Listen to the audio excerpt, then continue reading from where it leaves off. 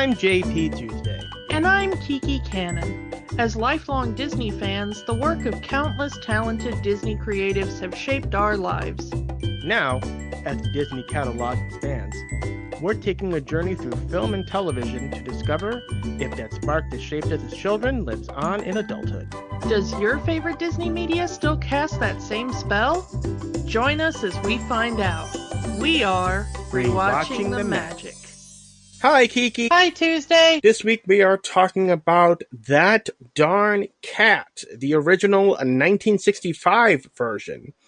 There was a remake in 1997 with Christina Ricci, but we're not talking about that one. We're talking about the original from 1965 with Hayley Mills. This is actually Hayley Mills's last movie with Disney. She would return to Disney for the Parent Trap sequel TV movies, but in terms of her young career, this was kind of it for her. And, not only do we have Hayley Mills in here, there are so many other Disney staples that are in this movie. Dean Jones, who has been in many Disney movies of his own on his own right. Elsa Lancaster, who we last talked about when we talked about Mary Poppins, of course, legendary, known as the original actress to play the Bride of Frankenstein. We're near the Halloween season. Disney staples like Ed Wynn makes a cameo in this movie. And the Riddler, Frank Gorshin. This is 67, so Batman 66 would have been on for a bit. So yeah. TV audiences would have known him as the Riddler at this point. Yeah, it was kind of interesting to see him. I know I saw this at some point during my childhood, but it did not really stick in my brain. So it was one of those that I was like, this looks vaguely familiar, but I don't really remember where it's going and what all the things are. Same. I had 3 completely different movies in my brain when I was starting to watch this movie. And I had confused the plot lines of this movie, The 3 Lives of Thomasina, and The Cat from Outer Space. Disney did a lot of cat movies in the 60s. And I had remembered watching this movie, but I don't remember the details of the movie. I think it was one of those things that I would play in the background when I was a kid on the Disney Channel and just play with my toys with my brother. And this would just be background noise while we were doing whatever. So I don't remember the details of the movie. And I never saw the remake. I don't know if you ever did. I don't think I ever saw the remake either. This film had a really weird reputation in my house when I was growing up. Because anytime a commercial for it or a mention of it would happen, I had to hear the same story from my father. Because when he was a kid, this movie came on TV for the very first time. And he wanted to watch it, but they only had one TV in the house, and the kids always had to ask to watch a TV show so that his very conservative religious parents could make sure that it was okay. And he said he wanted to watch a Disney film, which generally those were okay, according to my grandparents, because they were family friendly for the most part and, nothing too obscene. And my grandfather said, well, what's the name of the movie? And my father said, That Darn Cat. And my grandmother shrieked and dropped her utensils at the dinner table, and my grandfather screamed at him for using such horrible, dirty language in front of his mother like that. He was sent to bed without any dinner, and it was years before he ever got to see the film. But yes, this movie has a curse word in the title. Naughty Disney. Naughty, naughty. And that's technically a censored version of the title, because this was based off a book, which I did not know it was based off a book. It was based off a book called Detective Cat, and there's actually a series of Detective Cat books. And in the book, the character is referred to as Damn Cat. So this movie was almost called That Damn Cat. There is a nod to that in the movie where she said, Haley Mills says, his name is DC, which stands for darn cat. Well, my father named him, and he named him something different, but my mother won't let him call him that, so we call him darn cat. So it is kind of said in the movie that that's not really what DC stands for, but that it has been bowdlerized for the sake of being a Disney film. Not enough to keep my dad out of trouble, though, when he was a kid, but... Yeah. We have parents in this movie, but we never see them. Like, other than that one line, the only other mention of the parents is from the nosy neighbor character. And where she says, you know, if their parents were here and not off in Europe, they wouldn't be able to have boys over. Okay, why are the parents in Europe? And obviously their children are old enough to take care of themselves. Haley Mills herself was 18 when she filmed this, so we can, you know, fudge the numbers a bit and say that her character is around that age. Technically, I think technically the older sister in this, that's played by Dorothy Provine, is meant to be like the, because, you know, she has a job that she keeps going off to and everything. I think she's meant to be like the one in charge. You know, she's like in her late teens, early 20s maybe, because she has a steady job. Well, again, the actress is around 30-ish when she made the movie, so we can say somewhere in her 20s will be the character. Yeah, I mean, at the oldest, I think, is what we're supposed to think.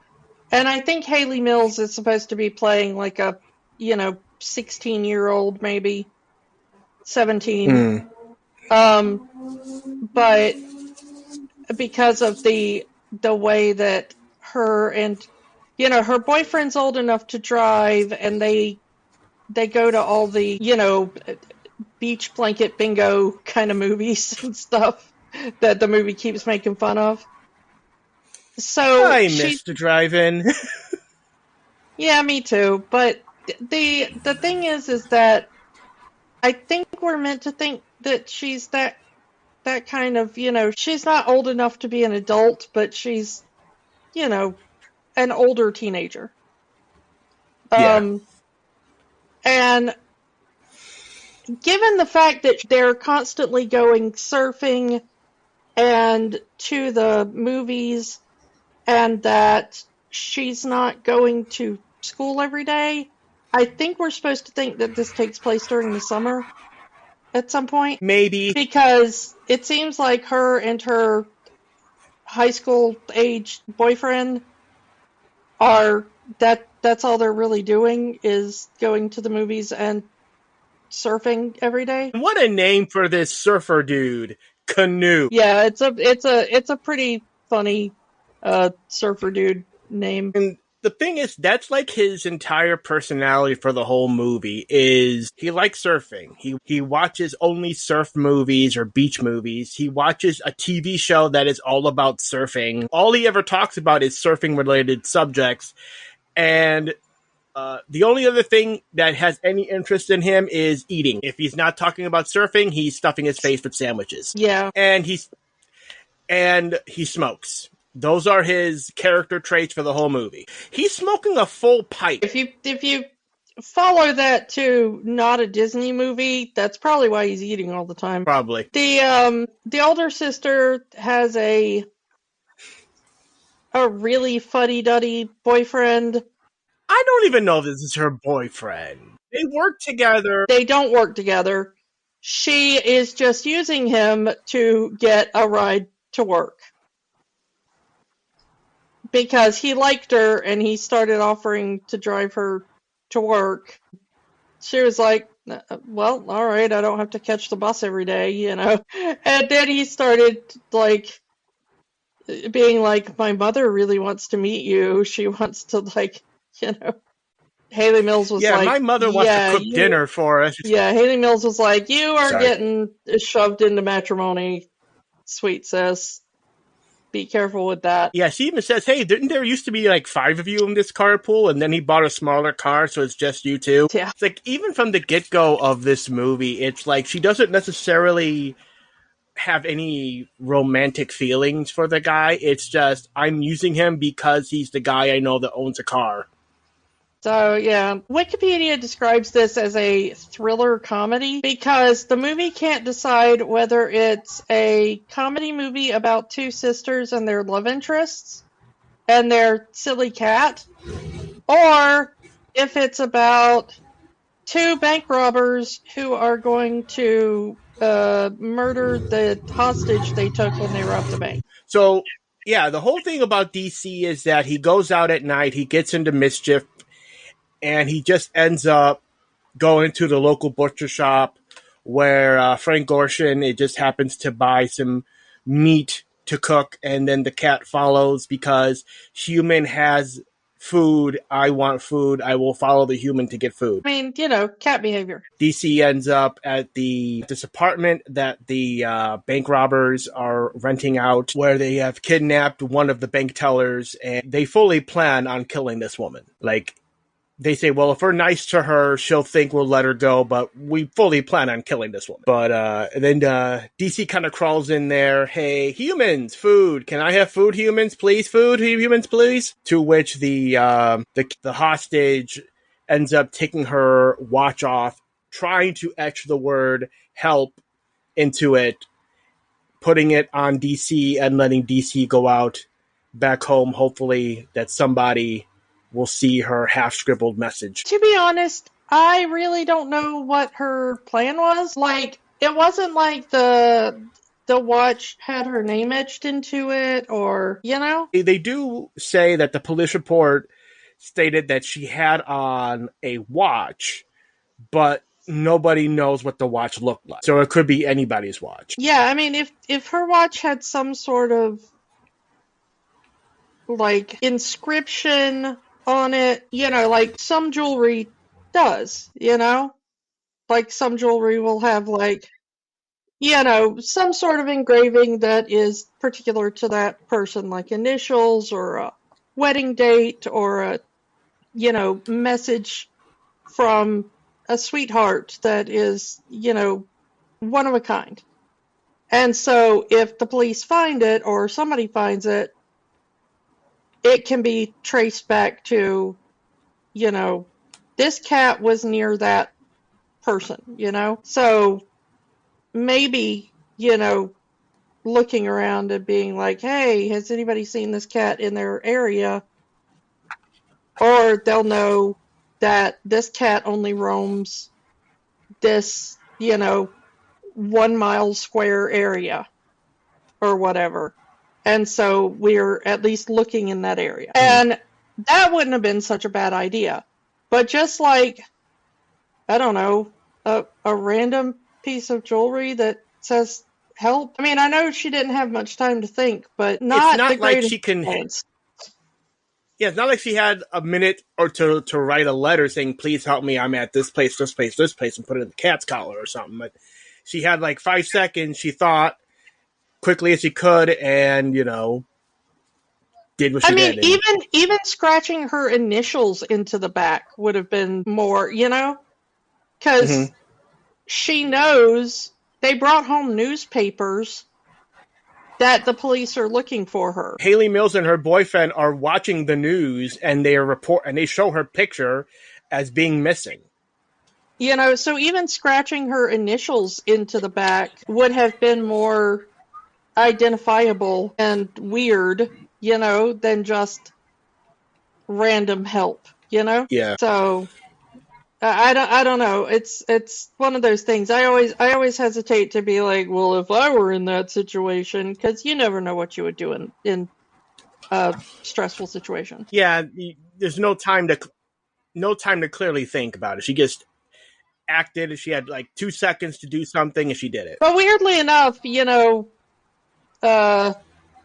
Haley Mills finds a watch around her cat's neck and goes like HE and kind of a half scribbled L. My cat must have been in the apartment with the kidnapped woman tonight. Like immediately, it's the first and only thought that comes to her brain. I mean, obviously the news report is still fresh in her mind. Like, someone needs to find this woman, and this must be her watch. This must be. There's no other way. There's no way it can't be. It's just, I don't know. I mean, it's that while she is very obviously supposed to be like a 16, 17-year-old girl, she has the very headstrong nature of a character much younger than that in this movie. Like, it has to be this. It has to be. There's no other way it can be anything else. Even her older sister is saying, that could be anyone's watch. That could be anything. It could just be a prank. You don't know who that watch belongs to and how it got around our cat's neck. So, yeah, I mean, Haley Mills here is so headstrong about it that she's going to go directly to the cops. No, not the cops, the FBI. And we're introduced to our male lead. We have Dean Jones as the FBI agent who is very intrigued about this idea. Like, your cat found a watch, and it's something, because they've been trying to find a lead on this and they haven't found any leads. He's even thinking about dropping the case and going after a different criminal because they have no clues where to find this lady. We do have to mention that this was Dean Jones' first film for Disney. Dean Jones first, Haley Mills is last. But yeah, he's kind of intrigued by Haley Mills just kind of running in and being like, nope, I am absolutely certain that my cat came home with a watch that belongs to this kidnapped woman. But he kind of goes with it because they're about to shut down the case anyway. So he's like, what do I got to lose, And his boss agrees with him. Like, yeah, you know what? It's the first lead we've had in this case, and so yeah, might as well follow it. I'll get you a team of agents, and you're going to follow this cat around the city. Maybe on this cat's little routine, he might end up back at the place where the criminals are. It's better than nothing. They've literally had no clues in this case, and it's the first one they have, and they're going for it. What could it hurt? This is where it's more comedy than anything, because you have all of these agents like, wait, you want us to trail a cat? The informant is a cat?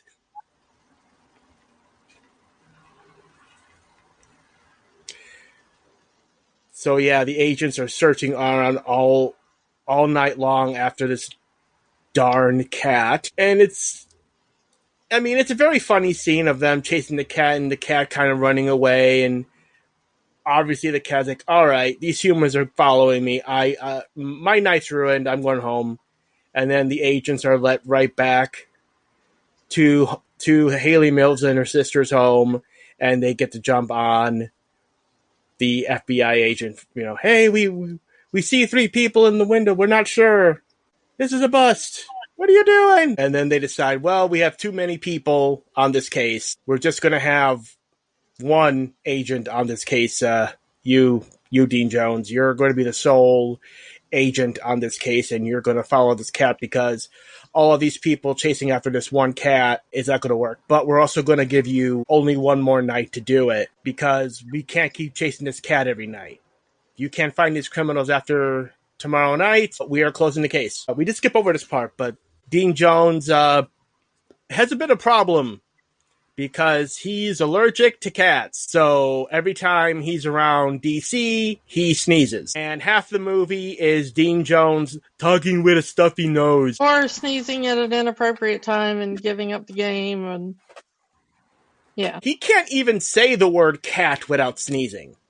Like, the cat's not even there. He's just saying the word which, as someone who does have cat allergies, that's not how it works. Well, we have to have something funny in the movie, right? Yeah, I suppose. Big question. We're at that point of the movie. as I'm watching this movie, there's only one question that's going through my mind. What is the point of the nosy neighbor character? Like, her whole thing is that she wants to make everyone's business her business. You know, these two girls, their parents are the way, and strange men are going into their house. We have to make sure that they're not canoodling around because they're young women bringing these men home, and what would their parents think? And her husband's the smart one. Like, leave them alone.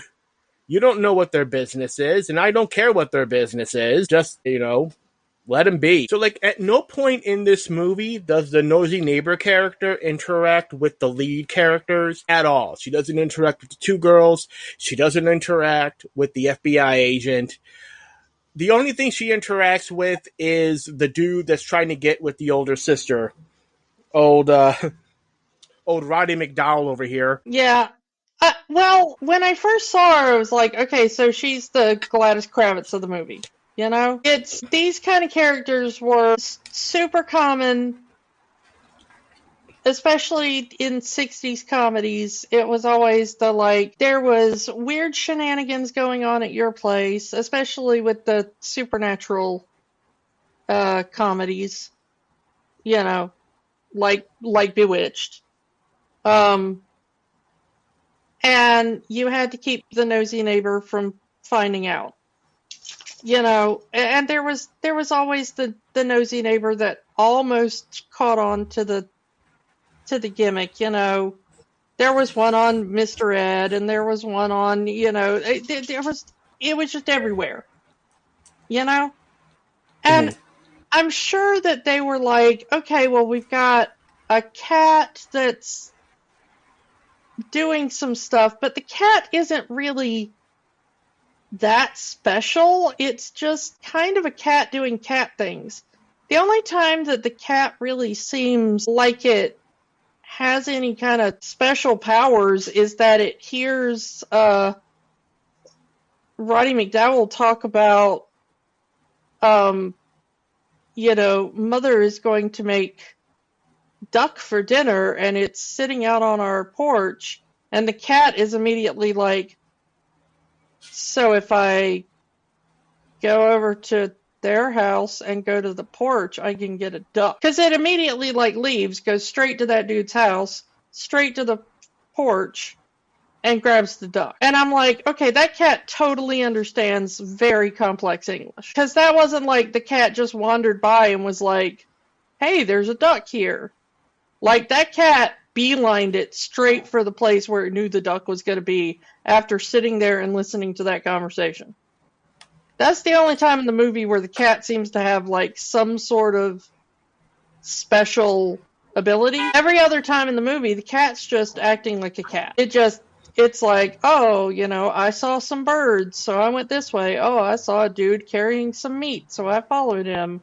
Oh, I saw, everything else you can just chalk up to the cat was in the right or wrong place at the right or wrong time. And so shenanigans happened. So thus we need some comic relief characters to kind of carry the load. Yeah, but the thing is because they never interact with any of the main cast, it doesn't feel like the normal way these characters would work, which is where you're trying to come up with excuses for why these things are happening. Yeah, the only time we get the excuses is when Kanoosh comes by. Hey, Patty, which is Haley Mills' character's name. Hey, Patty, you ready for our date tonight? Oh, I'm sorry, Canoe. I'm sick. Very contagious, very contagious. You don't want to be around me. Because he's trying to cover up for the fact that the feds are in her house. Yeah, but, you're right on the fact of, why did they throw in the... And, I love Elsa Lancaster. I'm not going to say, she shouldn't be in a movie, but the two characters there, her and the husband, they're the McDougal couple, are kind of pointless to this movie because since they never interact, they just kind of stand to the side and go I wonder if those girls are messing around with them boys, and then because we see the other side of it, there's no shenanigans of them trying to come up with crazy excuses for why the boys are over there, why the feds are over there, why the cat is doing weird things, you know? And that's normally the way that those characters work. It's there to be like put the main characters on the spot to have to come up with some increasingly convoluted lie about why the strange things are happening at your house. But since those characters never interact, we never have that bit of comedy and that bit of like, oh, we have to keep the nosy neighbors from seeing. We just occasionally go back to the nosy neighbors going, there's even more men at that house. We're going to have to tell their parents when they get home. And then, like, nothing ever comes of it. It's almost as if these neighbor characters were added kind of late in the production, or even like reshoot things or something, because of the way they just do not interact with anyone at all. Again, do not interact with the main cast at all. And it's only in that final part where the neighbor lady is just going to go out and see what these kids are doing herself.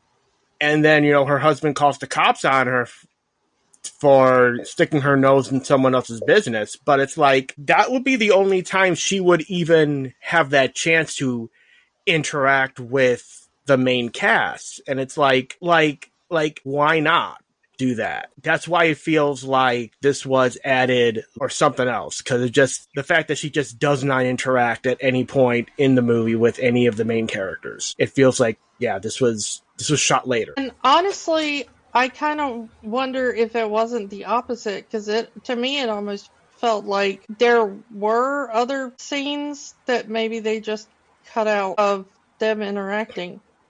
Because I don't know why you would add this. Like, this movie seems to drag on. This is a 2-hour movie, and you could easily cut 45 minutes out of this movie, and you would have lost nothing. Yeah, because for some reason, this movie cannot decide whether it wants to be a cute cat movie about girls trying to find cute guys or something. Though Hayley Mills just completely forgets about her boyfriend like 20 minutes into the movie. Because it's the thrill of her playing detective. Yeah, because it's like suddenly, Hayley Mills meets up with the FBI guy and she's like, I want to go play Nancy Drew for a while. Goodbye, boyfriend. And then the older sister shows up and she's like, why is there FBI in my house? I don't want FBI in my... Oh, FBI is kind of cute. Okay, I'll put up with FBI in my house a little bit, as long as it's this one, and he's the cute one.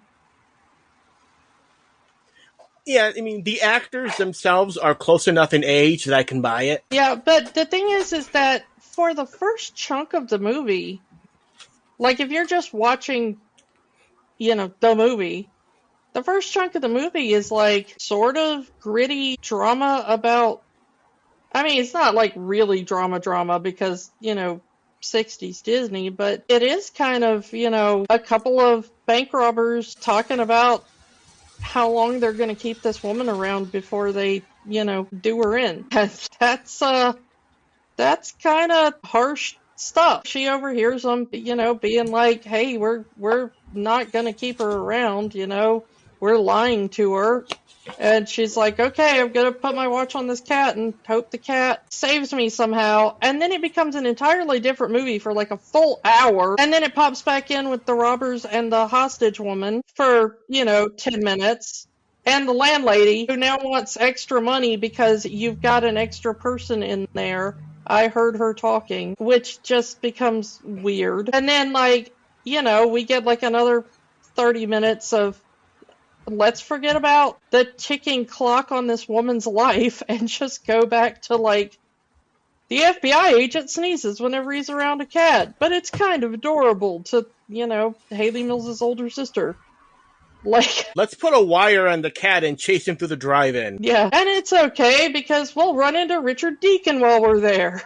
Like, okay, Yeah. sure. And let's have a little side thing where the FBI is going to pull the security detail on the cat. So we have to go to Ed Wynn's jewelry shop and fake some evidence to convince the FBI to keep following the cat. Just so we can have Ed Wynn in this movie. Contractually obligated cameo. Yeah, it's like an obligated cameo for Ed Wynn, and he's there for like 5 minutes, and he's adorably Ed Wynn. But there's no real point to that I mean, scene. we've talked about this before, I think, when we talked. It really does feel like we want something for Ed Wynn to do because we really like Ed Wynn as an actor. We're going to give him a cameo in the movie. We're going to bill him very high in this movie. I think he's like the third name in the opening credits of the movie. Yeah, and also, I mean, we've talked about it before. This was getting to the end of his life, and you know, Disney was putting him in lots of stuff. I mean, this was like what, like the year before he died or something? I I think believe so. from Yeah. from the last time we talked about him. And so we Mm-hmm. had talked about in the last film we mentioned that Disney just kept putting him in these movies in cameo bits and let him just improv things because he couldn't remember dialogue pages anymore. So they'd just say, like, Ed, in this scene, we need you to just tell us this sort of information, and then they'd roll the cameras and he'd improv something, and it would be cute and funny and very Ed Wynn. And then he'd get a paycheck and he'd get to, you know, keep his health insurance and he'd get to still be Ed Wynn. And he worked basically until the day he died for Disney because they just kept doing that. And so here he is again because of that. So there's no plot point really for him to be in here because they could have done this a zillion other ways, but they did it as a kindness to Ed Wynn, and so it's nice to see him. Does it need to be in there? No. Is it sweet that it's in there? Sure. You know? Yeah, and well, I mean, Haley Mills wants to keep playing detective, so if she convinces the jeweler, apparently she knows the jeweler, and is, you know, like you said, they're fabricating evidence just so she can stay on the case because she truly believes this watch belongs to this kidnapped woman. Yeah, but you know, eventually they put like a tiny little radio transmitter on the collar of the cat, and they let him run through the neighborhood, and he eventually ends up back at the robber apartment again, and the robbers say just enough for the FBI to hear, like, okay, that's where the robbers live, before the robbers look at the collar of the cat and go like, wait a minute, does this look like a radio transmitter to you? This cat's wearing a wire, you know. And so Dean Jones knocks on the door and is like, hey, I'm looking for my cat. And he comes up with some kind of, you know, like, my wife and I lived on a different floor of this building, and, you know, I'm allergic to the cat, but she loves it and everything. And it just happens that Haley Mills hears it from outside the door and knocks on the door and is like, oh, love, you found my cat. And, you know, like, Oh, Patty, you shouldn't have gone that high. You should have said, oh, Dad, or hey, Uncle Joe, you found Auntie Minnie's cat. But the because thing is that he had already set up me and my wife. She was yes-anding. They point out, like, aren't you a little young to be married to a guy that old? And I don't see a wedding ring on your hand. You're a cop. The funny thing is to me about this scene, though, is that she has spent the entire thing with the FBI going like, now if you're gonna pull out guns and there's going to be any violence, be very careful because my cat is in the middle of it and I don't want my cat to get hurt. She's not worried about any of the humans, just the cat. Priorities, right place. Good job, Haley Mills. But the entire movie, it keeps coming up over and over again. She's like, if there's going to be any sort of violence, be very, very careful. I do not want my cat to get hurt. Keep in mind that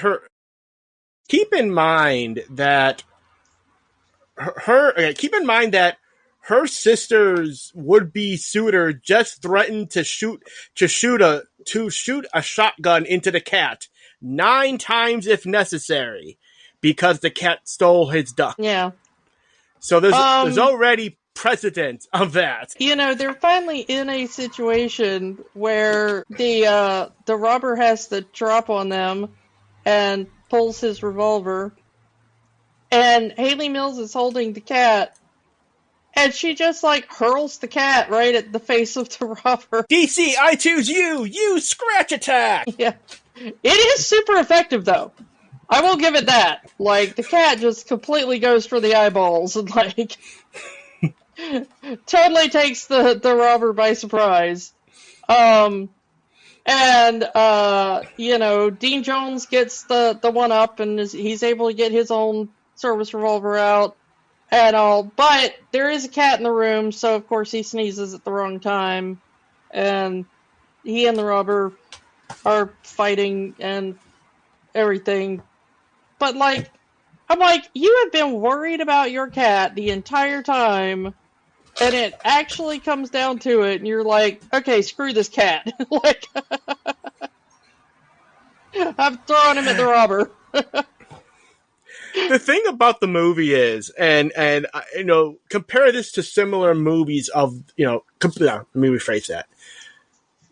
I'm watching this movie, and, compared to movies of this era, Disney must have been really on the cheap because they make the money in this movie look in no way like real money. It's black and white, fake money, the kind of money you would get in a toy cash register. The only way it is not Monopoly money is that it's not pink and blue and yellow and stuff. If it was just other colors as well, you would have been like, oh, they just used actual Monopoly money. But yeah, and of course the it looks like there's going to be some sort of big chase scene. But then old Frank Gorshin trips on the cat, falls down a flight of stairs, and gets arrested. Can we cut 10 minutes of the girls and their boyfriends, and then actually have a decent chase scene between the FBI agent and bank robbers? Preferred cutting the 10 minutes of the girls and their boyfriends and having a chase scene between, the robbers and the cat, maybe? And the FBI? Yeah.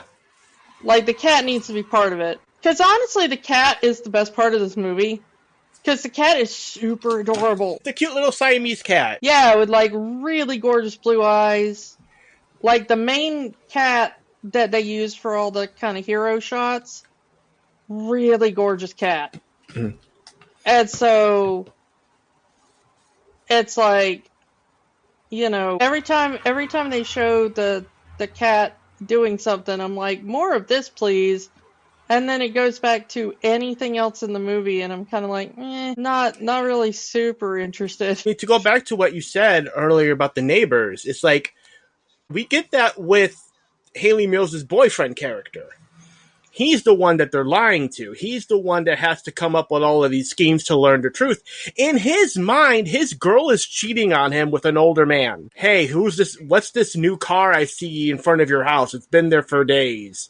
Who's this strange guy I'm seeing you with? As far as he's concerned, his girlfriend is cheating on him with another guy, so he has to, play detective of his own, snooping around, trying to find out what's up with his girlfriend and this other guy, and then he gets caught in the garage door. In the end, he gets his girlfriend back and sandwiches, so it all works out for him in the end. The very rude guy with the older sister kind of gets his comeuppance as... the older sister is now dating the FBI agent. Yeah, and everybody's okay with that. Yeah, everybody's okay with that because he was kind of a douche from the beginning. So And yeah, nosy neighbor lady gets freed from the police and is going to kill her husband, and he hightails it. That being the end of that plot point feels underwhelming. Like, you would think that nosy neighbor lady would have learned her lesson to keep her nose out of other people's business. Nope. The lesson is, I'm going to kill my husband for not believing that these girls were in shenanigans. And at the end, DC, he has a little bit more of a life than anyone has known previously, because he has a girlfriend of his own, and they have kittens. lots and lots of kittens. Yup. And that's how the movie ends. I will say, I mean, we kind of skipped over, but I want to get back to it. The theme song of the movie, which is called That Darn Cat, written by the Sherman Brothers. Again, not one of their best songs. It's also sung by Bobby Darin. So Yeah. and you would think Sherman Brothers and Bobby Darin, that's going to be a hit, and no, it wasn't. I would not put this on anyone's list of favorite Sherman Brothers songs. So, Kiki, does That Darn Cat have the magic? Is that parts of it do? I think the thing that keeps it from being like fully a good film is that it's way too long. If they had really focused it more, I think it would have been better. You know, it tries to go back and forth too much between the two storylines, and it doesn't really merge them together. I agree. Again, this is a 2-hour movie. It could have at least been 80 or 90 minutes. You could have cut so much out. Yeah. Kept the pace going a little bit faster, even if it's flip-flopping between the bank robbers and the teenage girls. You could have kept that going a little bit more. Parts of it, I mean, it became a Disney classic for a reason. It did get a remake for a reason, but like I said before, I don't have many memories of this movie, likely because I just had it playing in the background while I'm doing other things with my little brother as a kid. So I'm going to say no magic, as in the 2-hour movie that exists. If there was a shorter, faster paced version of the movie, I might have a different opinion on it, but the original movie as it is, no magic. Yeah, it really kind of sucks because parts of both, I hesitate to even call them halves because they're not equally weighted halves, but parts of both storylines are really good. And if you could have merged them a little better, you know, woven more connections between them, you know, like at one point Haley Mills says that she recognizes the bank teller that's been kidnapped because she sees her at the bank because of, you know, certain things and whatever. But like, maybe if there was more connection, more reason for her to be interested in saving her, more reason that she would know like where to find her, or maybe that the cat would be drawn to her, or that if the bank teller was their mom, or like not even, you know, it just like, oh, you know, DC follows me to the bank a lot, and the bank teller, you know, tends to have like, you know, extra bits of tuna from her tuna sandwich every day or something. You know, like that would have been like a thing. And then or something that Haley Mills would absolutely know this woman for. Like, there's a reason she would know this watch absolutely belongs to this lady. yeah, it's like, or, you know, that the bank teller would recognize the cat, and that the cat would keep coming back to that apartment because recognize the bank teller, or something, you know, that would have been a thing. But also, like, a cat's a cat, and you can't make a cat do anything on cue, really. So maybe it takes a couple of days for the cat to get back around to that apartment, because the cat does just wander around the neighborhood and get up to shenanigans, you know? I mean, the movie opens with the cat messing with the neighbor dog. Yeah. So it's like there's ways that you can tie those stories together and keep the suspense going without them necessarily having to be like super close, but also there's a reason why the cat would end up back there, you know? Hmm. Or end up there in the first place or whatever. You know, it's little things like that that I think that they were writing the movie and then they were like, "Oh, right. We have to go back to that other story." Yeah. So, you know, parts of this movie really good and really enjoyable, and some of the comedy really works. Like there were some moments in this where I really did genuinely just laugh because of some of the stuff was really funny, but you know, it just too long. Next week, we are kicking off the spooky season. It is Halloween time. And we are getting back into the world of the Disney Channel original movies. We are talking Zombies, the high school musical with monsters. This is going to be a first watch for both of us, so it's going to be interesting. Yeah, let's see what spooky season brings us. So come back next week for Zombies, and we will talk to you all next time. Bye. Bye. Don't let the magic stop here. Keep the conversation going. Find us on Facebook, Instagram, and Threads at Rewatching the Magic.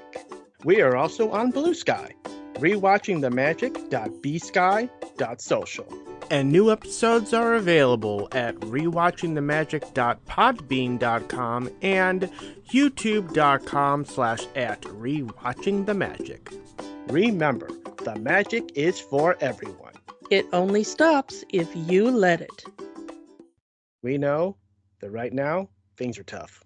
But in the words of Jim Henson, the only way the magic works is by hard work. But hard work can be fun. Check out our show notes for ways that you can help.